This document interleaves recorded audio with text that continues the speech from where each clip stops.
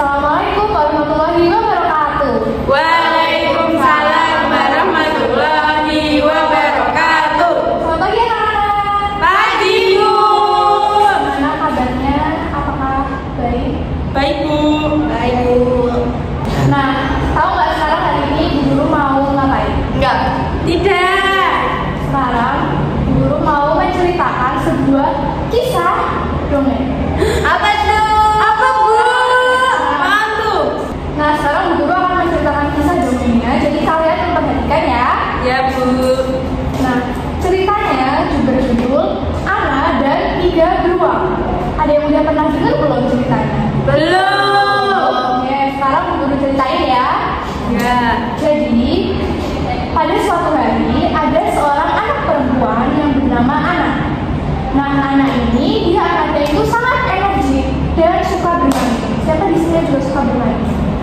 Suka bermain. Oke, bagus. Pada siang hari Ana ini berjalan-jalan ke hutan.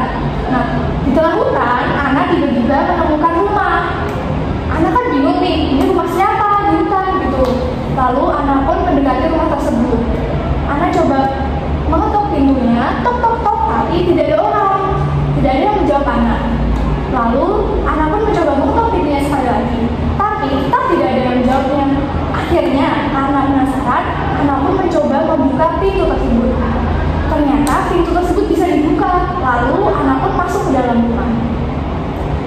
Begitu masuk ke dalam rumah, Ana menemukan sebuah meja makan yang di atasnya itu ada bubur. Karena kelelahan, kan Ana tadi habis berjalan-jalan di hutan. Akhirnya Ana pun memikirkan apakah ia harus memakan bubur tersebut atau tidak. Lalu menurut anak-anak sekalian, haruskah Ana memakan bubur tersebut? Tidak. Kenapa? Karena itu bukan milik Ana. Betul. Tapi Ana malah memakan bubur tersebut karena ia merasa kelelahan sehabis berjalan-jalan di hutan. Setelah memakan bubur tersebut, Ana pun berjalan-jalan di dalam rumahnya. Ana mencoba mencari ruangan untuk ia beristirahat. Lalu, Ana pun masuk ke sebuah ruangan. Ruangan tersebut berisi 2 tempat tidur. Setelah Ana melihat 2 kasur tersebut, Ana pun menaiki kasur dan mencoba untuk beristirahat.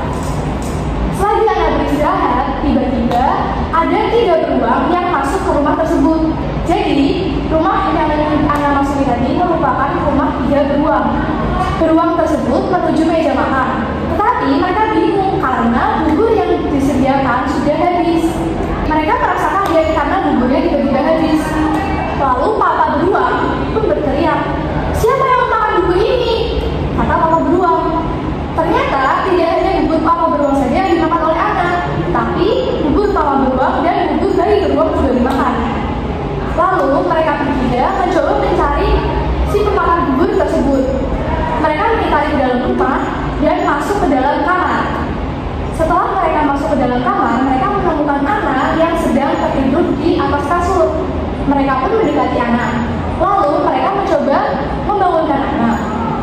Ana pun terbangun, tetapi Ana kaget karena ada beruang. Ana yang kaget, ia pun tidak bisa berkata-kata dan akhirnya Ana hanya bisa lari dan melompat melalui jendela untuk menghindari 3 beruang tersebut.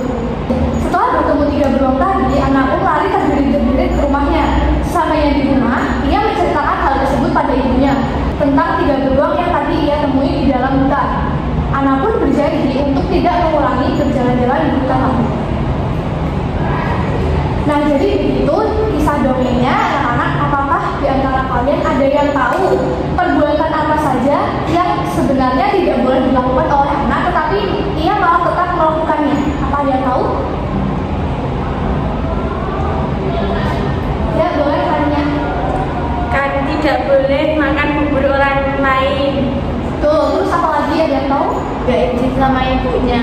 Tuh, Ana nggak izin sama ibunya untuk jalan-jalan ke hutan.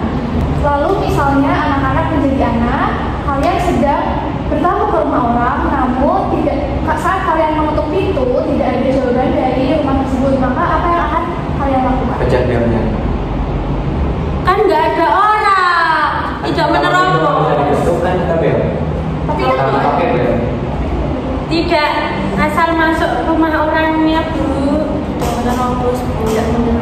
tidak mengambil bubur. Oke, bisa. Berarti Waduh.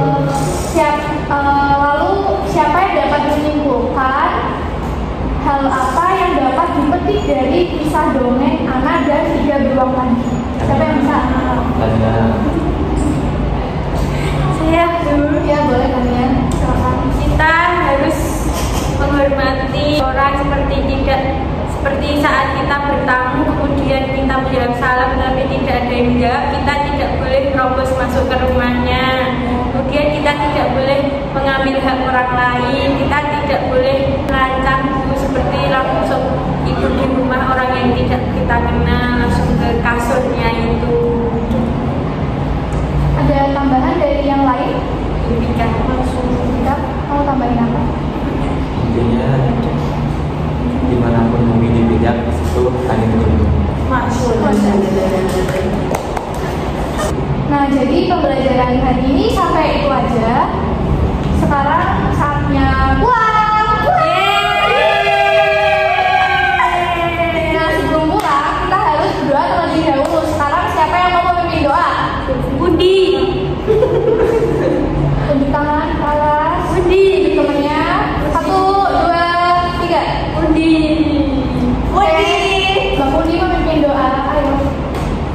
Oke, sebelum kita pulang, marilah kita berdoa bersama-sama. Berdoa dimulai. Berdoa selesai.